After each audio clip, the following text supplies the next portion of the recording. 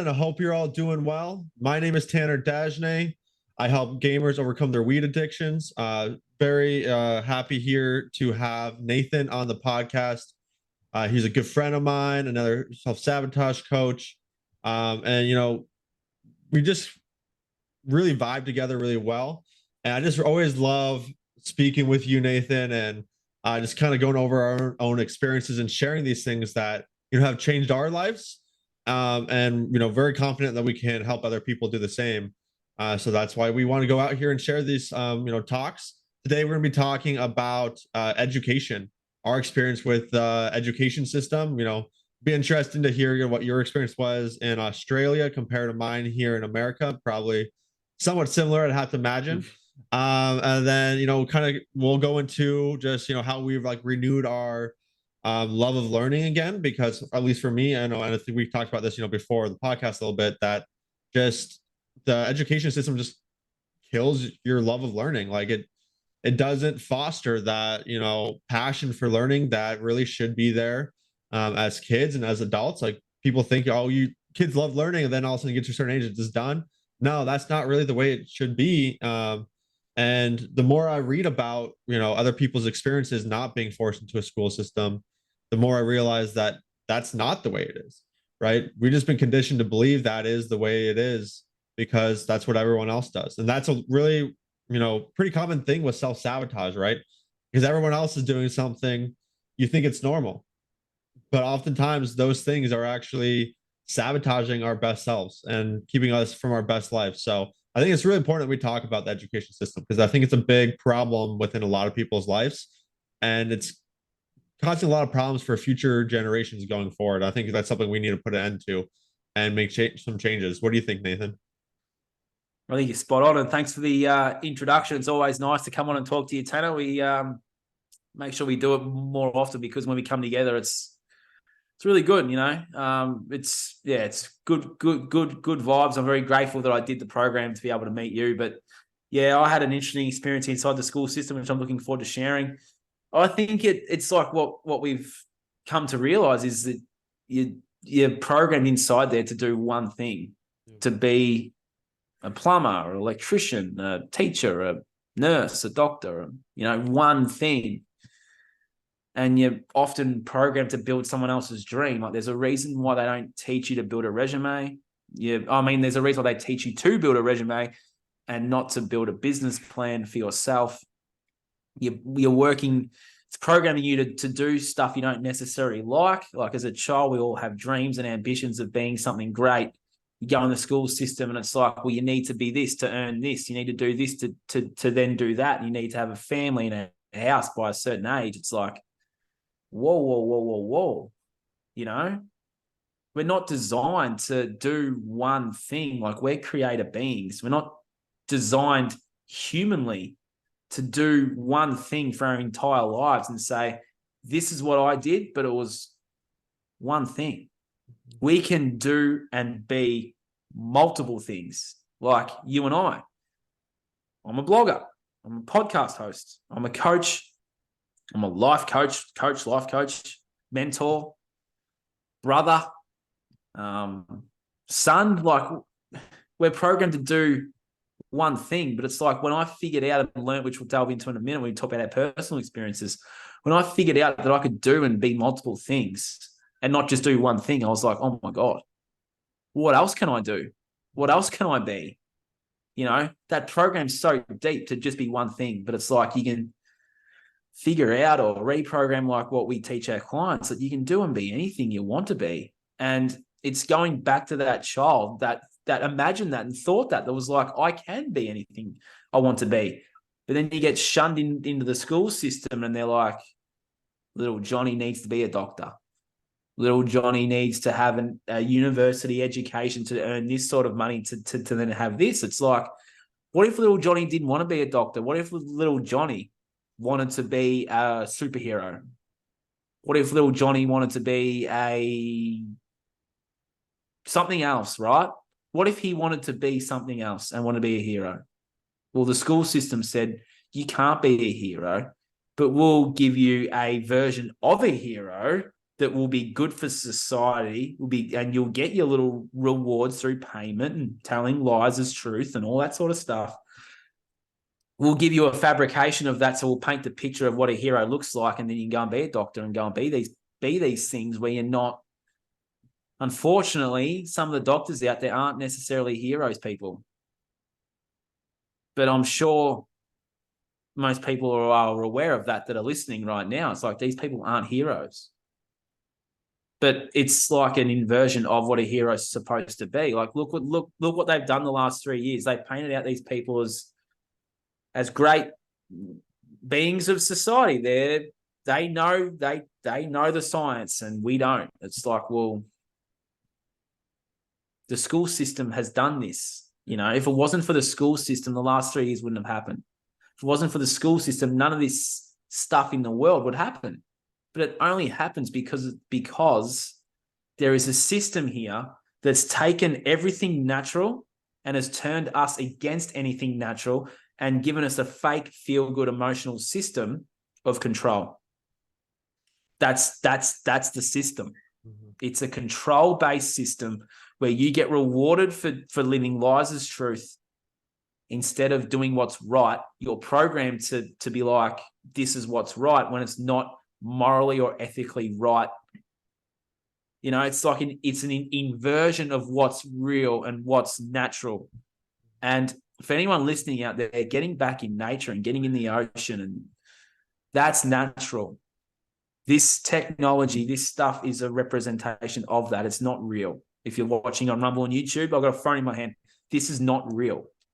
It is a fabricated inversion of what's real. And it's all started. It can always be traced back to the school system.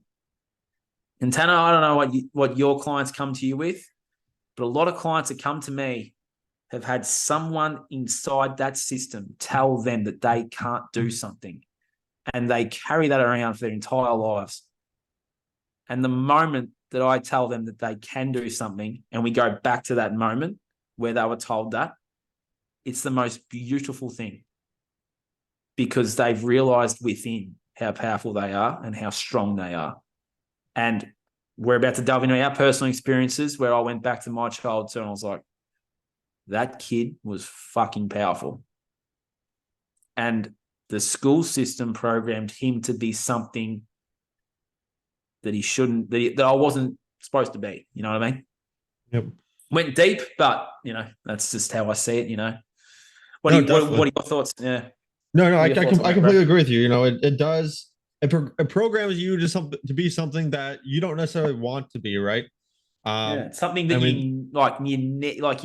you need to be to have this status or to have this shiny thing. You know what I mean? Yeah, I mean, so they tell you what the right answer is. They tell you if you try to give an answer that is technically right, but you do it a different way, wrong. Yeah, and you're taught not to question anything either. This is the information that we've been teachers like. This is the information we've been taught at different things during our schooling, and this is it. It's like, well, what if? And then the little Johnny that questions it. Oh, no. You've got ADHD. You've got autism. How dare you question authority? Sit down. Shh. Yep. While we're in control here, you be quiet. And that is powerful for a child too. Like another story, it's like when I have a client and we go back to the school system, we always go back to the school system. That little kid was told to be quiet. So when that little child's told to be quiet, they're in fear of ever speaking up, speaking their truth, speaking for themselves, speaking in public. It's because usually a teacher told them to be quiet. And you carry that around. You know, you unconsciously carry that around. And when a moment comes up when you need to speak or you need to say something, you freeze. You're in that fight, flight, freeze. You're in the freeze, you just freeze. Why? Because that little child inside the school system was told to shush. Or that little child at home was told to shush. Shut up. Don't express your feelings. Don't say anything. Go along, get along. It's like we go back to that child and say, hey, you can speak.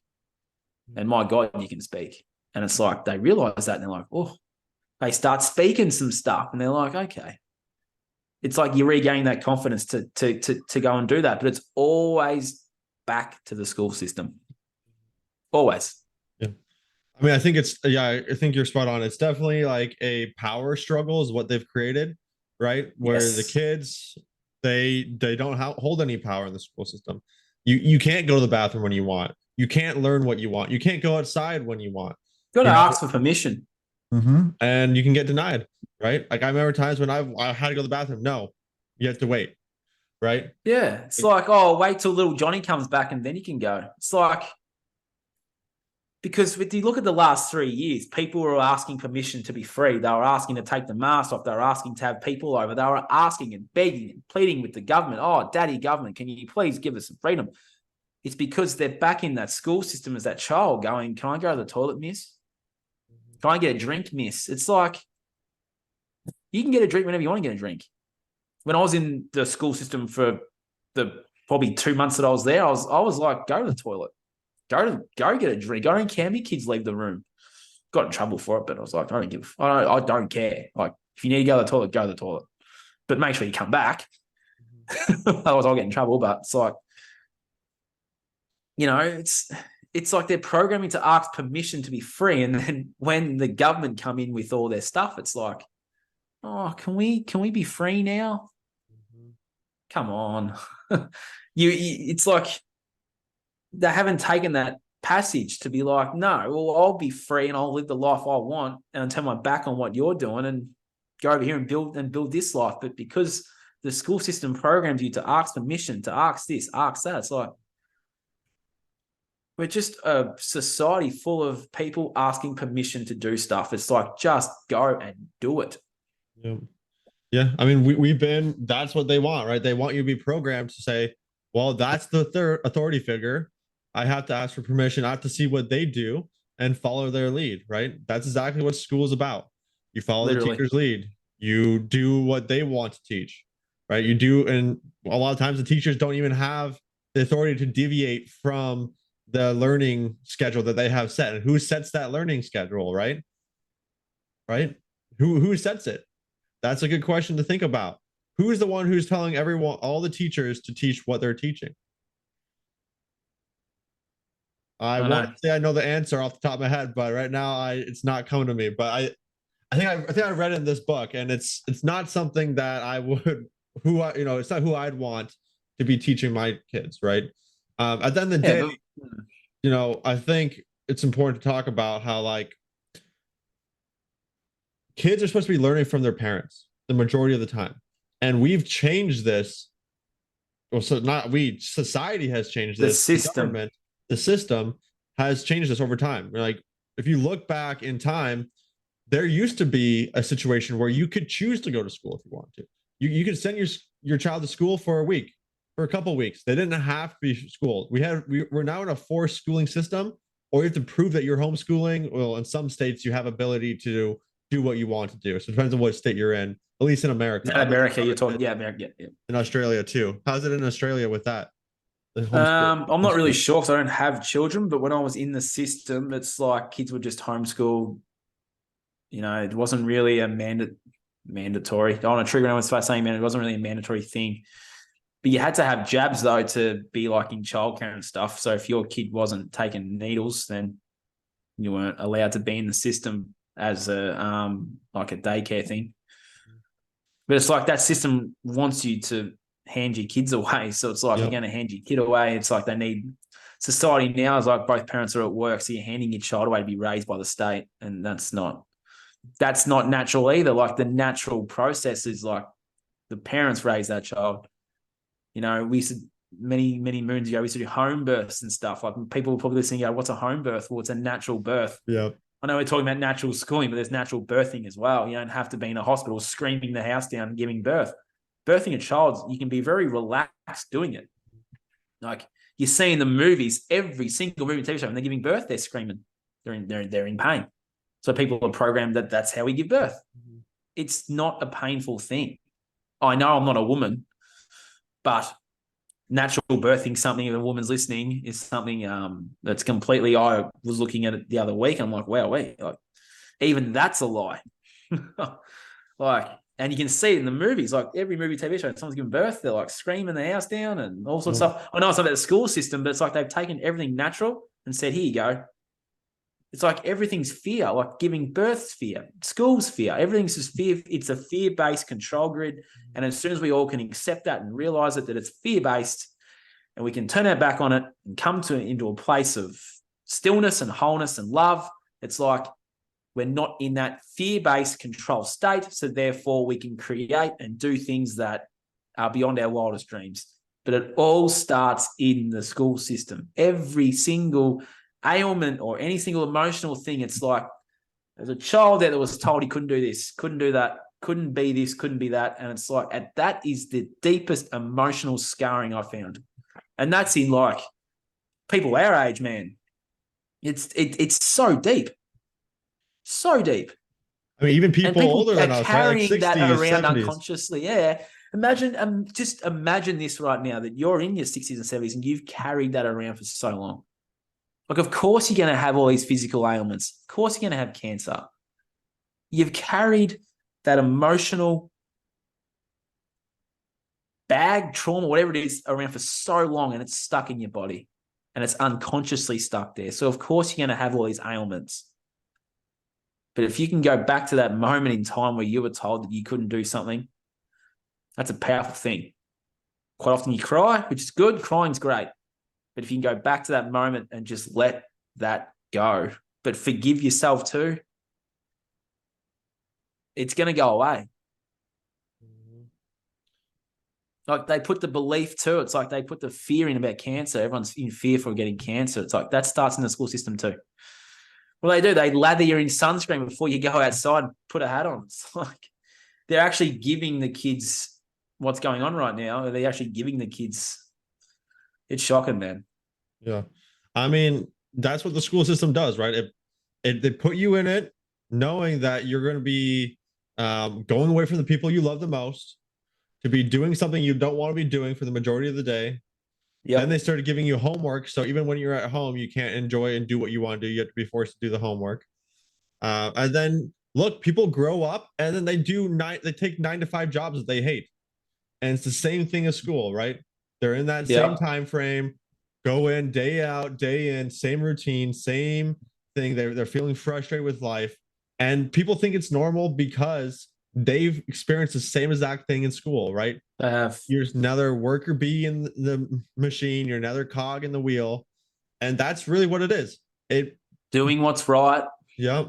Afraid to be wrong. Yep. Because at school, if you're wrong, then you're naughty and you've got issues, you know? A group of people pleasers, right? Yep. So, yeah, let's talk about our experiences here. So what was your, I'll let you start. What was your experience that got you? Well, I was trigger, sort of was the trauma? What happened? I was a sort of your normal everyday child, right? I had it, and a normal everyday child in my eyes is not how people listening to this are programmed to believe that there's a normal everyday child. All right. I had imaginary friends. I had imaginative thoughts. I had hopes. I had dreams. Right. I set foot in the school system, and every single one I had was crushed in an instant. So I'll take you back to a grade prep. So over here in Australia, we have the first year of school is called preparatory. I'll take you back to that prep child. So when I was a child, I used to write stories. I used to write stuff about being a hero. Like I loved the Essendon Football Club as a child. A lot of Aussies will know who that football club is. And I idolized James Hird, football player. I idolized that guy. And he was like my hero as a child. So I was already in that state of not being a hero myself, but I used to write about him kicking goals after the siren. I used to write about like me doing it. I used to write like stories about me taking the big mark at the end, and then the siren's about to go, and then the siren goes, and I've got the ball in my hand. There's 90,000 screaming fans, and I've kicked the goal as the hero. You know, everyone's clear, jumping, cheering, and that's what I used to write about all the time. I used to love writing about being the hero. It's like I had a dream to be a hero, and then. I remember in the classroom, it was a parent-teacher interview, I think it was, and I'm sitting on the floor just doing some Lego or playing with blocks or something, and I obviously heard the teacher because I went back to it. Teachers like mum and dad, they're like, oh, we don't want Nathan writing about this stuff anymore. We don't want him writing about being the hero and footy stories and fantasy stories. I used to write fantasy stories about being like having superpowers and stuff. I've still got those books. Anyway, I heard that and that crushed me because it's like, well, my writing, what I'm writing, that's not worthy. It's not enough. It's like that crushed everything I had and I didn't even realize it did because I just started writing about what everyone else was writing about, like information reports and all that sort of stuff. I sort of went back into the system. It sort of like subconsciously crushed me because when I went back to that moment, it fucking crushed me. So that was the first thing. And when I went back to that child, I often tell my clients, you can reparent the child, and I take them back there in a meditative state. And I went back into a meditative state to that child that was overhearing that. And I stood before him and said, Nath, that's one person's view and perception of what you can be. You don't have to carry that around anymore. I love you. I hear you. I acknowledge you. You're loved. You can rewrite your story. And it's like all of that drive, the creative energy, the imagination, everything I was writing about, it clicked back on. And then I was like, I can write about anything. And I don't really care what people think about it. It's like, because I went back to a child that cared what other people thought. I'm like, I can actually write about whatever I want. So I was like, okay, how can I help people? So I was like, all right, I'm going to write a book. And I wrote that book in 6 weeks. It's going to be published soon. Breaking Free, it's called. A Teens and Young Adults Guide to Identifying their addictions and overcoming them. I wrote that book in 6 weeks. Why? Because that child was validated. He was heard. He was seen. He was acknowledged. He was appreciated. And he was told that he can be and do upon multiple things. That ignited like just the passion, the drive, the creative energy. It's like that child's validated. That child's heard. That child's appreciated. And it was just one person's perception of what I can be. But I carried that around for 27 years. And I'm laying on a table and I'm like, oh my God. I'm crying. I'm like, I can be anything.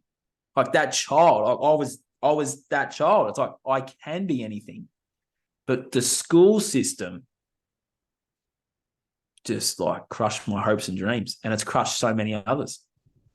I wanted to be a hero. Well, that child is living that dream by speaking about this. That's the deepest I'll go. But there was another child there that was in fear of what people thought. I was in that free state when I spoke about before. That was me. When I was at uni, I used to not do the work. So that's a bit like, if we're in a group, I just wouldn't do the work. I was like the lazy guy, and then we just do it, and I'll be like, oh, I don't know what they're talking about. But that was because I didn't think that my message was worthy and valid and that people were going to listen. So when I went back to that child in school again, that child that was told, I was just in fear of it because I didn't believe that my message was worthy, but it was because of that writing story I just told you. It's like, well, if that teacher doesn't believe that my story is worthy, then what's the point of me speaking then? I can't write, so I can't speak. So I just like was always nervous, always froze, always stuttered. If you go back and listen to this podcast again, people out there listening, I have not stuttered once. I can actually talk confidently, clearly, and slowly. Why? Because that child is not afraid to speak up anymore. If you go back and listen to my very first few podcasts, there was a bit of stuttering there. There's a bit of nervous energy as well. But it's like I can sit comfortably now, interview someone, not stutter. I can just talk confidently, clearly, slowly. I can pause. It's just a really powerful thing when you go back to that moment in time. And as we always say, Tanner, the subconscious remembers everything and remembers these little things too. And if you can go back there and reparent that child, which we can help you do, it can set you off on the path of like your absolute hopes and dreams coming true. It really can. Because that child's validated. And when that child's validated, that creative energy, the passion, the drive, it's just all there. It just flowed through me. When I was writing that book, I was like crying, writing it. I had all these emotions come up because that child was validated. He was heard. And it's like, If one person reads that book and it changes their life, that child's like, that's unreal. That's unreal. That's all I need. So that's as deep as I can as I will go, because that child changed my whole life, because I use that creative energy and that child's energy now to write my blogs and speak like this. It's like that little child's there, like, I'm being heard here. I'm being heard on a worldwide level, and this is fucking cool. So that child's like, fuck yeah, let's fucking go. That's just how it is. That child's with me all the time. He's like, I'm being heard, I'm being seen. Yes, there's some negative stuff coming my way, but it's like there's so many positive, and it always outweighs the negative. And this child's like, fuck yeah, Nathan, keep going. So I'm just like, all right, let's go. It's like, go back to those moments in time, and you can do this too. I'm not sitting here saying I'm the perfect person, I've got the perfect life, but that child's validated. You can validate your child too. So that's my experience inside the system. Yeah, I was always told to ask permission and all that sort of stuff too. It's like, you know, obeying authority. But when COVID happened, COVID, we don't want to talk about it too much. When that happened, it's like it's like the authority figure. It's like, I don't resonate with that. That's not, I was like, how is this not true? And then bang. But yeah, for me, it was just sitting with that child, Tanner, just sitting with that child and just telling him that he is heard, seen, acknowledged, valued, appreciated, and loved. That's my school system. That was beautiful. Thank you for sharing that. How was it for you? How was it for you, man? And yeah, I'm just sharing that because I'm just saying that we can all do this and we can all go back, because the subconscious remembers everything. So yeah, I mean, hopefully if someone's listening out there, and it's really powerful, this stuff. But yeah, tell us about your experience with the school system, bro. I'm looking forward to hearing that too. Yeah, I mean, my school, I think probably the main thing that I think there was a lot of things within the school system that killed, you know, my passion for learning, my creativity. Yeah, you know, it's what it does, doesn't it? It just kills. Yeah, yeah, exactly. And you know, the book I'm reading, Unschooled, there's a lot of experiences that people who have that, right? Who they get labeled as ADHD because they don't want to be doing the things that they're being forced to do. And so, correct, you know, a lot of my passion, you know, I think I remember I wrote a story. I think I was really big into Star Wars at the time. I wrote like a story about like Ewoks or something, like a village of Ewoks. I remember my mom. Have you still got it? I don't know. I have to try to see if I can find it. It was on one of my computers. But you know, I stopped writing that because I started getting forced to be writing other things that I didn't want to write, and I just kind of lost my passion. No one told me it was bad or anything. Actually, my mom said it was a good story, but just the schooling system itself forcing me to do things I didn't want to do made me not want to do it more, which is interesting because I think that happens for a lot of people, right? People like to read, and then you start getting forced to read books and history books and things that you don't want to read. And so then in your free time, you don't want to read anymore, right? And so your passion for learning gets just killed. But the major probably traumatic experiences that I had within my schooling that when I look back on it now, actually I hadn't made this connection. Well, I'm sure on some level I knew it, but the times I got bullied within school, I think there was one time when I was in, I think it was second grade, and I got bullied out in recess. You know, pretty much got made fun of. Actually, no, I guess there's actually 3 different times I think of now. And I got bullied, and that made me doubt, you know, if I was good enough. That's why I have behind me, I am enough. It's been something that's been really powerful for me in my life, because there's been multiple experiences where I start to doubt if I'm good enough. You know, if I doubt if I'm, you know, capable enough, if I'm confident enough to be able to come up with, like, if you were to ask me if I was going to be speaking in front of a bunch of people telling this story, I would have laughed at you, right? And just like you, Nathan, actually, I used to stutter a lot. I used to stutter, and I used to get like really nervous. I'd get stuck on certain words, right? And I get made fun of the things I would say too, because I had I guess I'm not sure if it's because I was born in Canada or not, but I would say things different than other people, and I get made fun of for that as well. Oh, true. And then my last name, Dajne. I remember some kids on the like on the school like out of recess, called like "Dad, I'm gay," or like that's how they would say it, like, "Oh, Tanner, Dad, I'm gay," or something like that. Make fun of me, and you know, sure, some people might think, "Oh, that's just fun, that's just games," but you know That that hurts though. for a little kid, that hurts, right? That Mhm. and a lot of people don't realize you take that with you unless you resolve that and Mm. deal with it. You take it with you throughout your life. So you know, whenever I did have something where I had to go in front of other people, whether it was a class project or there was just like 5, 6 people hanging around, I was the one speaking in front of them, I'd be nervous. I always considered myself that shy kid, which Mm. I wasn't a shy kid. It's just I was doubting myself. I didn't think people liked me. I didn't think, you know, that I was good enough. And then I had another experience in middle school. And, you know, that's just reinforced it even further. So, you know, I did have to go back to that little kid as well, the same as you. And I had to tell him he's good enough. I had to work on it. I had to do what I did was a lot of mirror work, looking myself Mm. in the, you know, in the mirror and saying, I'm enough. I love you, Tanner. I remember the first time I ever said, I love you, Tanner. It was when I was what, 28 years old with Yeah. Jason in our sessions.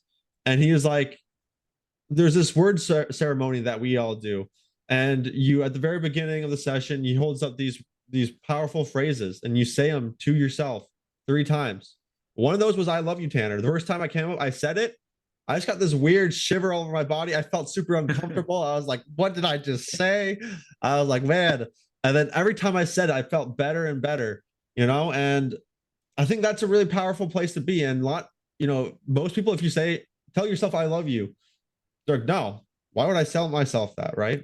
Because, but at the end of the day, you need to love yourself. If you want to be able to be successful in life, if you want to have a good partner, how can you love someone else if you don't love yourself? How can you expect someone else to love you if you don't even like yourself, right? Exactly. So, and how can you be someone who's going to be changing the world or someone who's going to be, you know, making moves and becoming more financially successful, building their own side business, whatever it may be, eating healthy food, working out. If you don't love yourself, then that's going to be holding you back. And that is something that, you know, and the reason why I blame the school system for that, some people might just say, oh, it's just, you know, just kids being kids, right? No, it's deeper That's than that. not the way it is. School system, the way that power dynamic we talked about at the very beginning of this podcast, it teaches kids to say, hey, there's a power dynamic in life, right? Someone's always the strong person, someone's the weak person. Someone gets told what to do, someone gets told, and someone listens to it and follows order, right? Kids learn that and they take that same thing out into their life. And then they find to be like, hey, I'm either going to be the person who's in charge or I'm the person who's going to be being made fun of. I'm going to be the person who's bullying or I'm the person who's not bullying, right? And then this, on top of that, the school system is destroying your love for learning. It's destroying your passion. It's making you super uncomfortable. And so more kids are likely to lash out and to take that power struggle, right? Like, so in this book, Unschooled, let's see if I can get the lighting right. Unschooled There we go. by Carrie McDonald. Um, there's plenty of examples in this book of bullying, of people with ADHD with quotations around it, people who hated learning, refused to read, refused to write. And then they get out of the school system. And after they go through a deschooling process, they get back into those things. They have a new renewed passion for it. And it's something I think about daily with my 1-year-old. Actually, when I was reading this book, I started crying a bit. And it's because I was thinking about my own experience of the being forced into a school system, being forced to do something that I didn't want to do, being forced to, you know, against my will, not go to the bathroom, not, you know, live the life I want to be living, not be with the people I want to be with, right? And being told that, hey, what you're doing is wrong. You have to do it this way. That's really what the school system is, right? Yes. And then as a kid, realizing this is what the world is, this is what, you know, my parents sent me here. Nothing against my parents. They're awesome people. They're just doing what most parents are doing, right? It's what society wants them to do, right? Exactly. And to be fair, the school system has dramatically changed too, probably since they were in school. It has. It has, right? So like, For the wrong reasons, though. yeah, it has for the wrong reasons. And when you look at the history of the schooling system, it wasn't always like this. You weren't No. always forced to do schooling. You weren't always forced to have an education. You weren't always Interesting topic. Yeah. Yeah. Because you look at the old footage of old schools, Tanner, and you can see the kids on monkey bars hanging for hours. You can see the kids like pulling ropes and like they had their shirts off and they're like doing stuff in the sun and they're like training as well. They're not doing much they're being psychologically trained now, but you can see the difference in as it's gone on from generation to generation, can't you? And how this system has like gradually just gotten more worse than what it was originally. You know what I mean? Yeah. Yeah.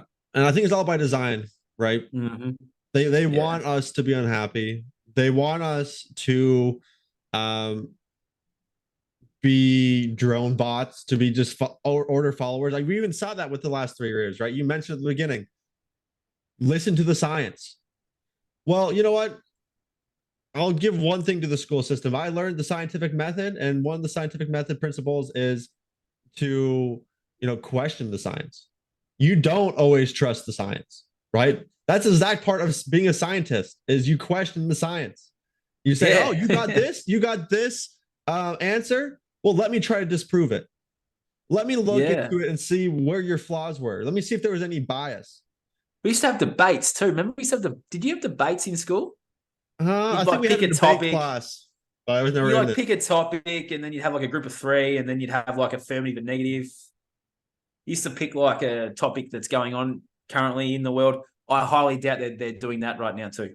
No, I bet you they're probably taking that hour there because I can't see that happening. It's like if they were to pick a topic on the world right now, you'd have positive, and I can't see that happening. But I'd be intrigued to know if there's still that debate in school where you can argue both points of view, and then it's like the audience make up their own mind. It's like I can't see that happening. I'd love to know if it is, but I know. Did you used to have that sort of, you'd pick a topic, teacher be like, oh, here's a topic about should uniforms be compulsory in school? I remember doing a debate about that, and I was the negative, and I was like, I remember like writing up my speech, and because I had that child that didn't, I remember throwing in the bin and just like, I can't speak that. But my truth was we shouldn't be wearing uniform.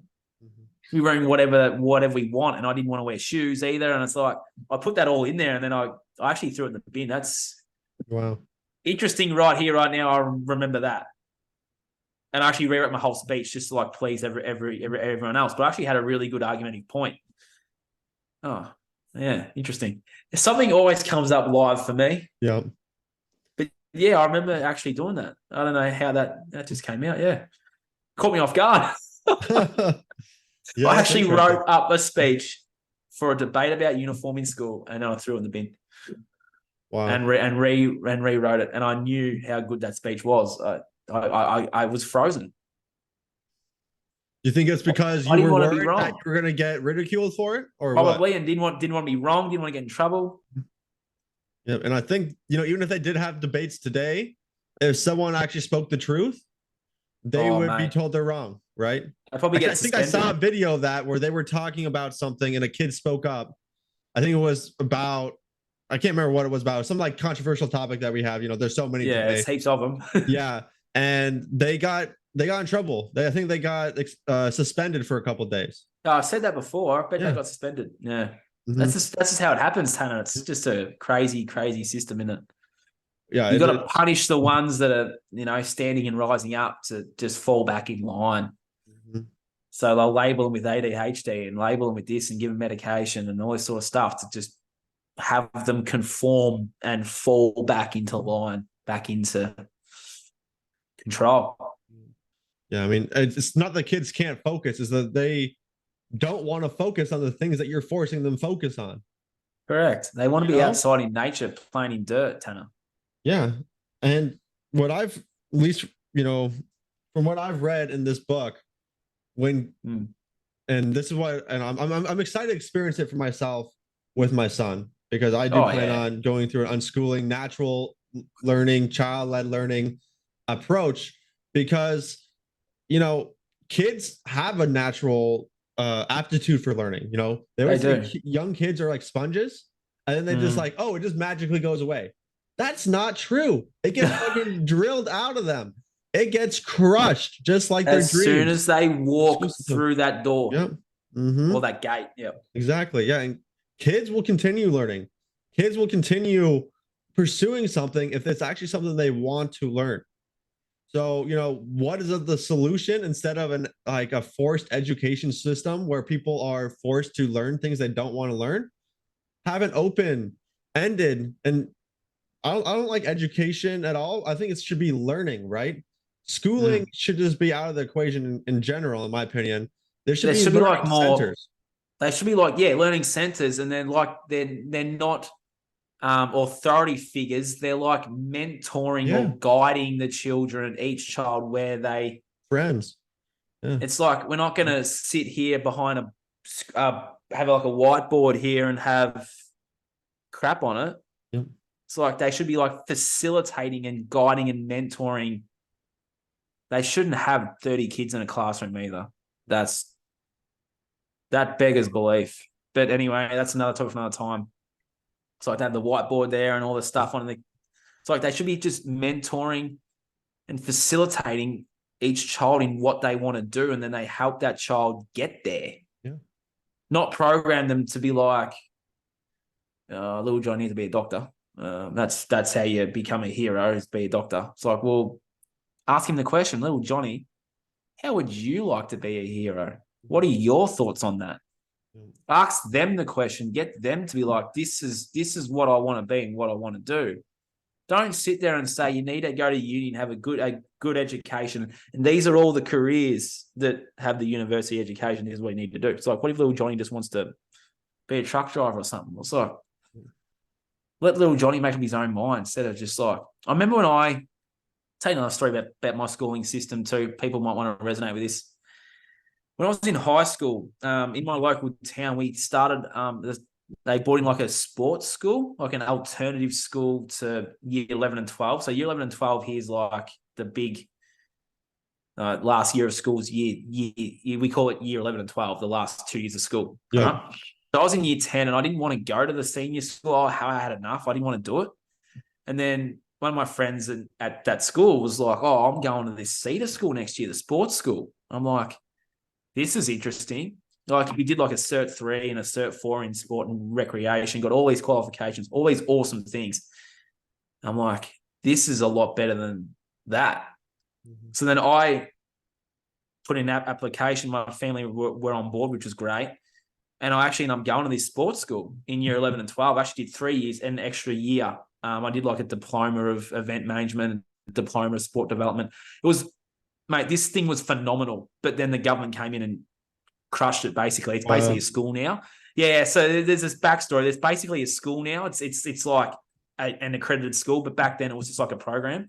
And we did like clinics at school. We did like kicking the footy. We did like sports clinics and ran sports days, umpired sports days. Did all these awesome things. And I was loving it, and it was so much better than what everyone else was doing in their school. But I remember the conversation I had with my year 10 pathways person, the lady that sort of like tells you what you need to do and stuff. And I said, look, I'm not, she's like, oh, we all had to have a meeting with her to be like, are you going to which senior school are you going to go to? And I sat there in front of her and I was like, I'm not going to the senior high school. I'm going to this sports school. And she was like, what do you mean? Because the school would get kickbacks from the government as to how many kids were going to the senior school. So she was coming at it from a money point of view. And I'm sitting there, I'm like, I'm not going. And she's like, why not? And I said, well, I don't want to do senior school. I don't want to do that. I want to do this sports program. This is like, for me, this is awesome. This is what I want to do. And she's like, no, you're going to senior. I'm like, no, I'm not. I'm not going to senior. And then my mom, I think they read my parents and they're like, he's not going to senior. He's not going to that school.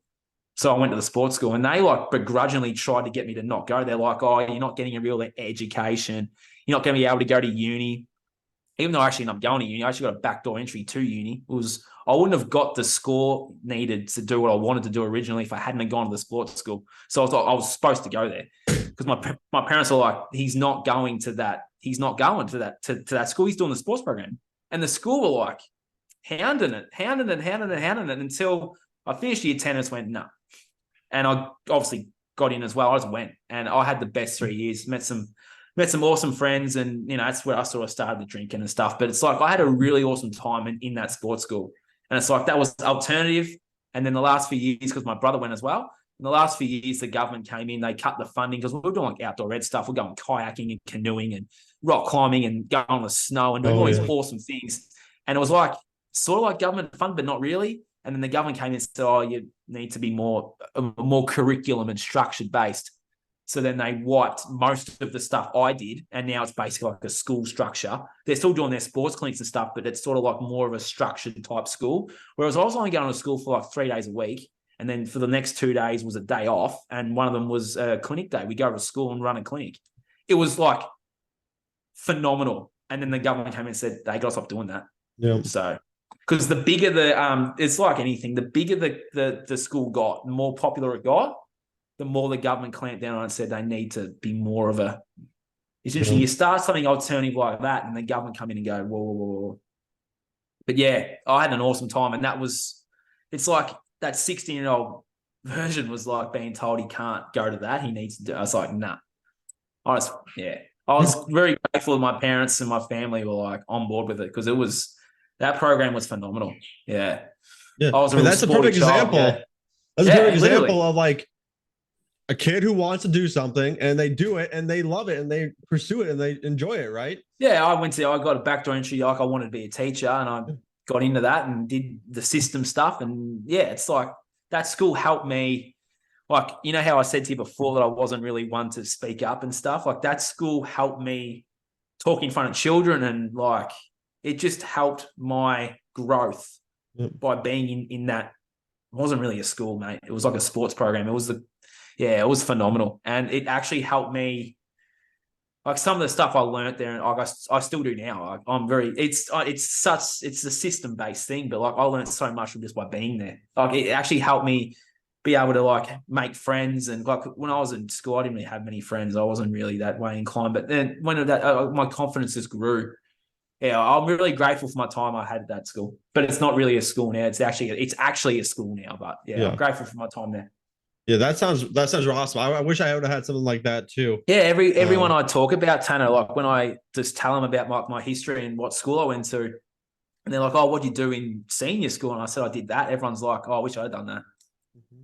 Like as soon as I was going, and my brother and my parents saw how like transformed I was confident again, and I found my passions. They were still system-based passions, but they were my passions. It's like my brother's like, I've got to go too. But they started changing the school or the program when my brother went. It wasn't what it was. But mate, that changed my life going to that school. That brought me out of my shell to then now be like, sit here and do this.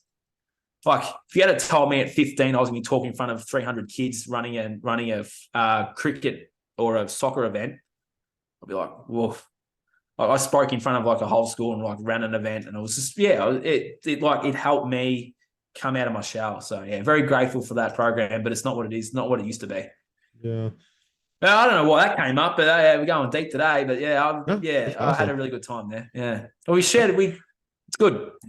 Yeah, that's a great thing to share. I think that's like a perfect example too of like how the forced school system doesn't really work. But if you go into like, I don't think there's anything wrong with having classes or having things like that, as long as the kids aren't forced to do it if they don't want to.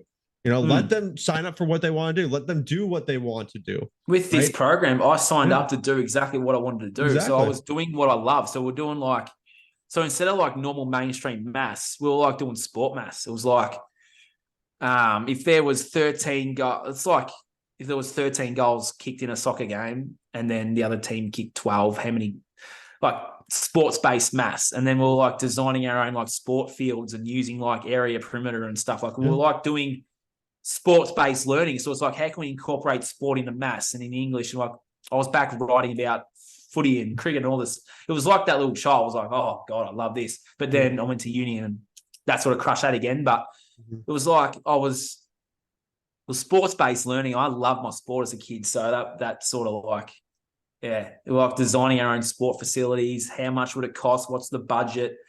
You know, like it was actually really, really good. It was such an awesome program, but then the government ruined it like they ruined everything else. Yeah. Yeah, dude. That really sounds awesome. Like that's the kind of experience I want to build for my son, right? Where something it's like he can still do his maths and his English, but like tailor it to be like, well, what's he passionate about, and like do maths with that. Yeah, I mean, maths all over the place, right?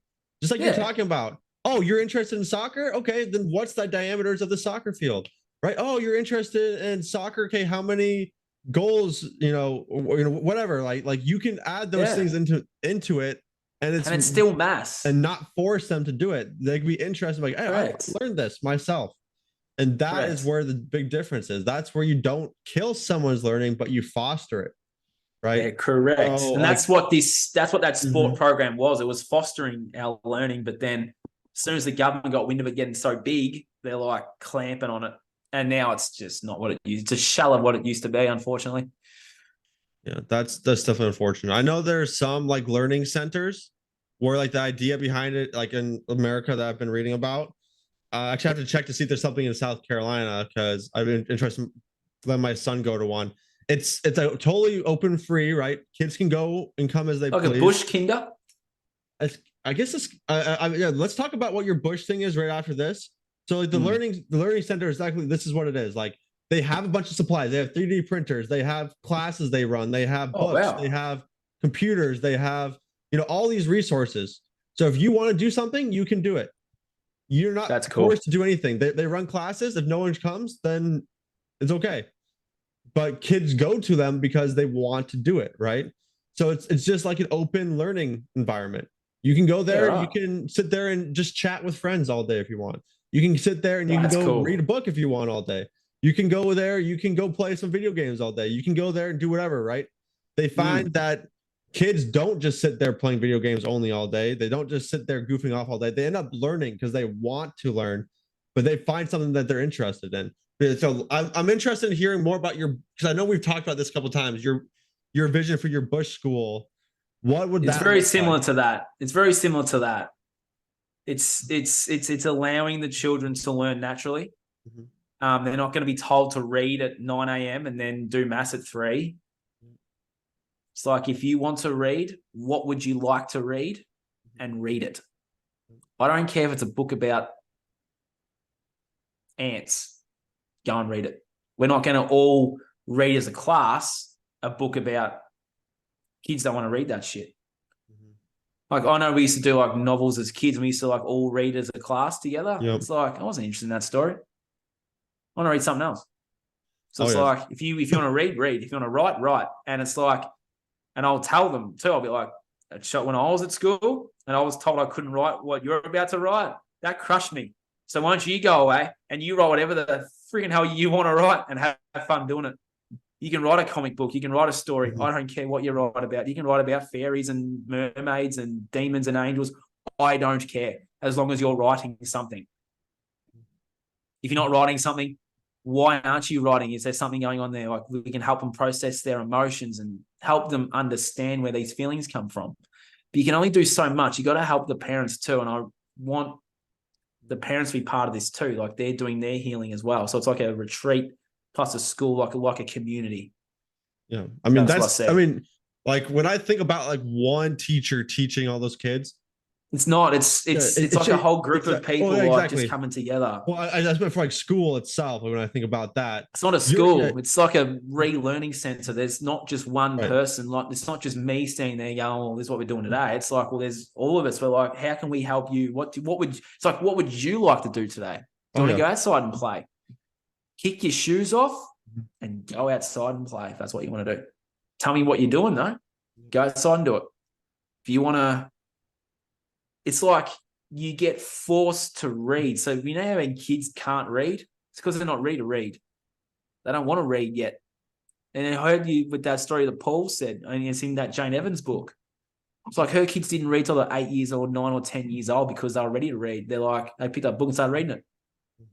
Because they were also learning about their spiritual side too. And that's the sort of thing I want to teach too. It's like, well, you want to go outside and play in the dirt? Well, who's playing with you? Yeah. What do you see? What do you hear? What do you feel? And it's an environment where society's like deeming this stuff as woo-woo. Well, in this environment, it's not woo-woo. So you can tell us what you see, because little Johnny, I can see them too, brother. So tell me, and I want to know, what can you see? I'm excited for you. It's like that energy of mine. Like, I'm happy for them to see that. They'll be like, oh, mate, saw an angel last night. Had a dream about a demon. I'll be like, fuck yeah. Tell me more. Well, no, I'm not going to say fuck yeah, but I'm going to say shit yeah. Or I'm going to say, tell me more. I had a dream about an angel last night too. It was my guardian angel who came to me and said, Nathan, we love you. And I'm like, tell me more. Tell me everything. What do you see? Do you see my grandfather standing here with me? Well, I know he's here. Can you see him? I can see him. Can you see him? Can you see? Can you see the massive 16-foot beings that are with me? Can you see aliens? Can you see this stuff? I would like to know if you can, because little Johnny, I can see him too, mate. So tell me. That's the environment I want. It's like tapping into that spiritual side and being like, well, I'm just a soul having a human experience. I'll show you how to have a human experience as a soul.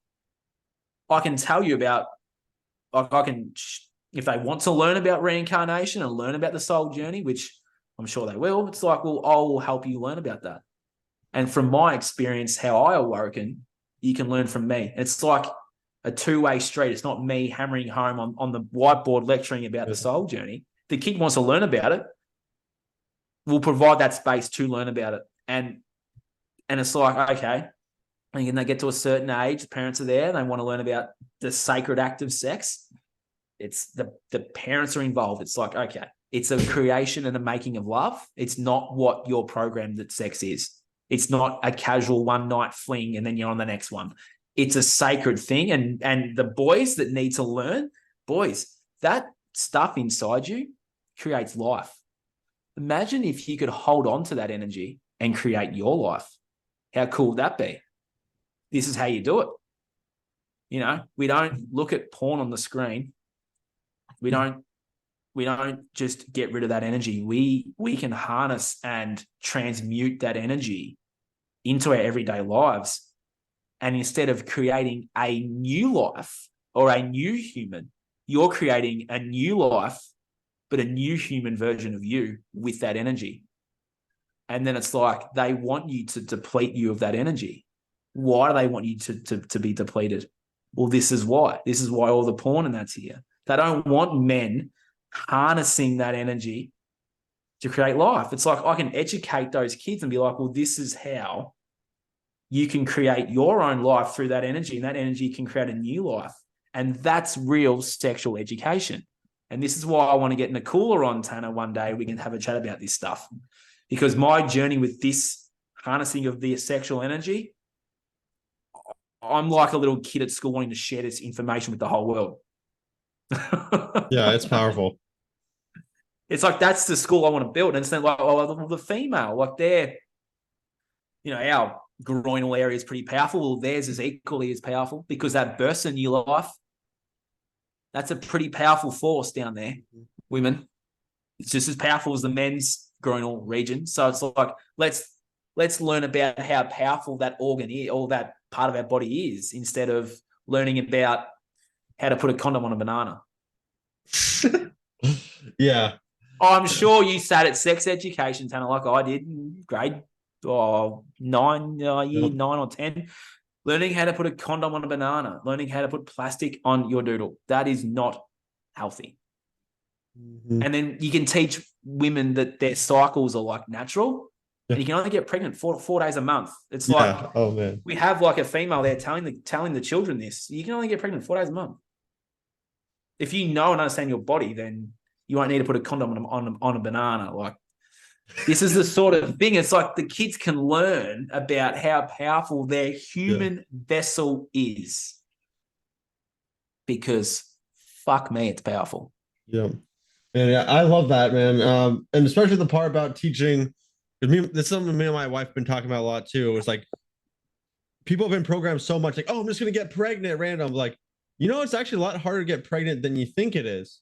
There's only so much. You only have a period, like a 4-day period, like you're talking about, to get pregnant.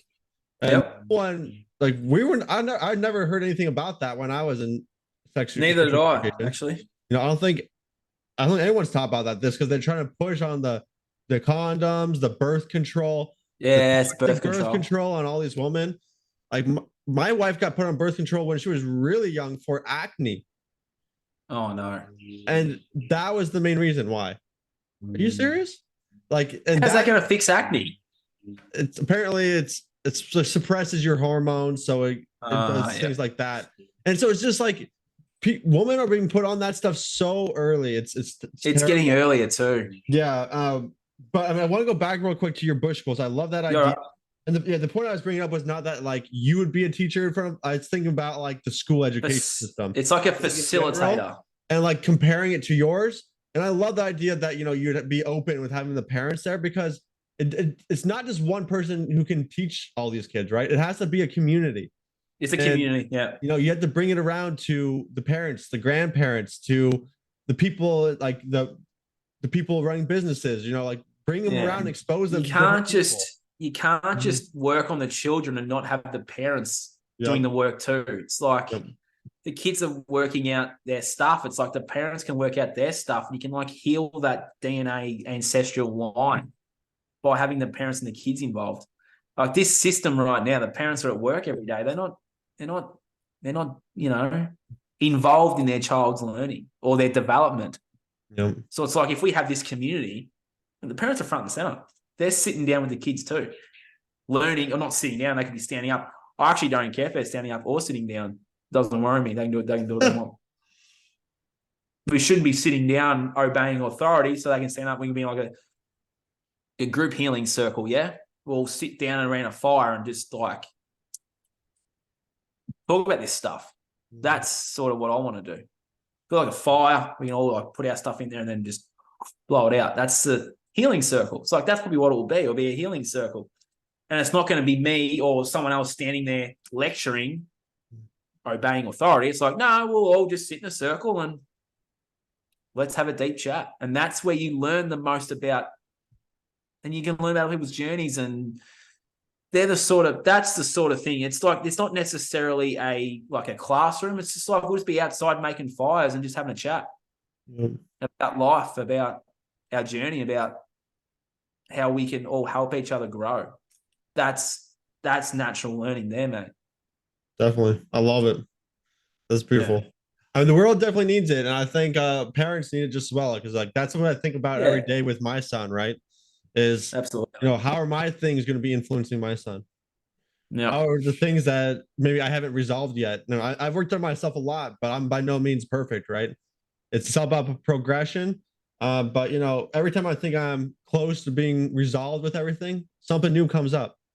Something new that I wasn't ready for before comes up. So I think it's really important, if you are a parent, you're listening to this, you have your kid in the school system, to really consider what you want for your child and how you're influencing your child with your own life and your own resolved traumas, and look at ways to resolve those and to address those.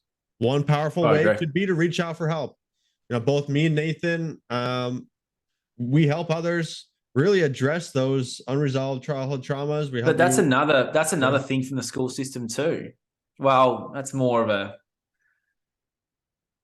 society thing, isn't it? Not to ask for help. Yeah. It's a lot of people out there see what we're doing and look at what we're doing. They just don't make that final step. It's like, you can make that final step, reach out and ask for help. Because I wouldn't be here talking like this and shared what I've shared today, which if I didn't ask for help from someone, you know what I mean? Yeah, I think asking for help was my biggest catalyst for change in my life as well. But I don't know about you, Tanner, but it took me a long time to actually sit and ask for help, though. Yeah, I totally agree. I mean, I saw stuff, I probably had a lot of opportunities to ask for other people for help, but I kept pushing it off, thinking, no, I can do it myself. No, things will get better. Yeah, it's like you're programmed to believe you can do it all yourself, but actually, like, that little guidance, that little bit of help can actually trajectory, like, it can push you forward like quickly. I learned that pretty quick too, that, you don't, you're programmed to do all this stuff yourself, but it's like, it's okay to ask for help. It's okay to be vulnerable, and when you come into a session with us, yeah, you learn some things, but you learn the things that you're living out. You learn your programs and your patterns and all these things we then help you transform into the best version of you that you can be. But to be that best version of you, you've got to let go of what you put in the questionnaire, which is all the stuff that you've been carrying around for God knows how long. But we can show you how to let all of that go to then transform to the end of the questionnaire where you're manifesting what you want in this life. It's like we help you let go of all the shit that's holding you back to get to the end. And that's your journey.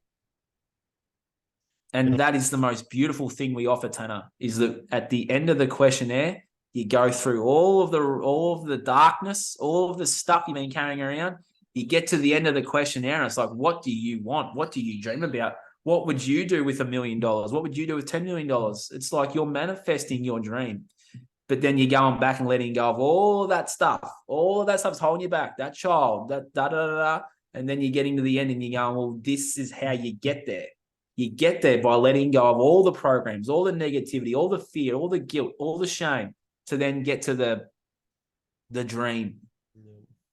That's how you do it. And we show you how to do it. The tools that have helped us. It's like there's so many more. It's like, you find what works for you, and just progression, not perfection. But if you're after a session with one of us, we can help you literally live the life of your dreams, and it can be so quick because we'll share with you our journey. And I know for you, mine was super quick. Like I said to you before, I wrote that book in six weeks. It's like you can do that too, because you are just as powerful and you are just enough as I am, and just as worthy as I am, and just as worthy as anyone else here. You are super powerful as well. And I want anyone out there that's listening and watching to just remember how powerful they are. Yep. Because once you do remember how powerful you are, no one's ever going to take that power away from you again. Not at all. Yeah. Remember, you're enough. Yeah. You're not lesser than other people. You're not. I think it's great, Tanner. I think it's great that you and I can sit here and talk openly and honestly and be absolutely vulnerable. Like there was some stuff that came up for me during this chat that I was like, caught me off guard, but I just went with it anyway. It's like we sit here to be able to inspire others, and I hope anyone out there is listening is somewhat inspired by what we've shared today, because it's pretty fucking powerful what we just shared then. That was awesome. I totally agree, man. And I do want to touch point on just, I think it's not only just like the sharing, with that questionnaire, but just the information that we do teach you allows you to take, that information and those techniques going forward every day of your life, right? So you have that's what I love about what we learn and what we teach to other people is that, it's stuff you use every single day, right? Yeah. You learn about how the most powerful part of your mind works. You learn about, how you learn, how your mind learns, why you're influenced, how you're programmed, right? And how society is influencing you. And that I think is really powerful, because once you learn that and learn how you can actually reprogram yourself and protect yourself from the negative influences of society, which, let's be honest, there's a lot, then you start to be like, okay, well, I'm no longer a victim. I'm no longer a victim to the school system. I'm no longer a victim to the system in general.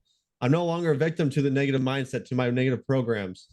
I'm now in control. I'm now much more powerful. I can create my own reality. So I think that's a really powerful place to be. And I do want everyone to know that, you are enough. You can create your own reality. You don't have to be living a job that that you hate, or working a job that you hate. You don't have to be living in pain every single day. That's not normal, no matter how much everyone else is doing it, no matter how much society has told you it is. It's not normal to just be living with your pain unresolved. It's not normal to be feeling like a failure, to be feeling like you're not enough. And I don't say that to make you feel bad. I say that to say, hey, there's a way forward. There's a way to be living your best life. There's a way to be enjoying your life and be waking up feeling amazing. To be waking up and enjoying your days, looking forward to doing whatever you're going to be doing throughout that day. And an easy way to get to that point is just to reach out and hop on a Zoom call with us. So, I'm always thankful and grateful to have you on and just speaking with you, Nathan. Likewise, mate. Always good talks. Always, we always go deep. We always talk about some good stuff and get personal, which I just love. So, if you guys are listening, give us a like, shoot a subscribe, share it around, and shoot us a comment. And that was a special conversation today, Tanner. I'm very grateful we were able to have that today. That's a very special conversation. So I hope a lot of people are feeling more inspired to change. Awesome. Well, Tanner, thank you Nathan, for that today. I really appreciate that. That was that was special. Yeah, I agree. I agree, man. It was I love talking about that. I had a feeling before we met him. I was like, we're gonna talk about the school system. It's gonna go real good. Yeah. It was just a really awesome chat. I'm really grateful for that one. So I hope a lot of people can feel more inspired, I guess. And always reach out. We're always here. So yep, definitely. That was awesome, right, mate. Thank you so much for that. All right, thanks for listening, everyone. Have a good night. Yeah.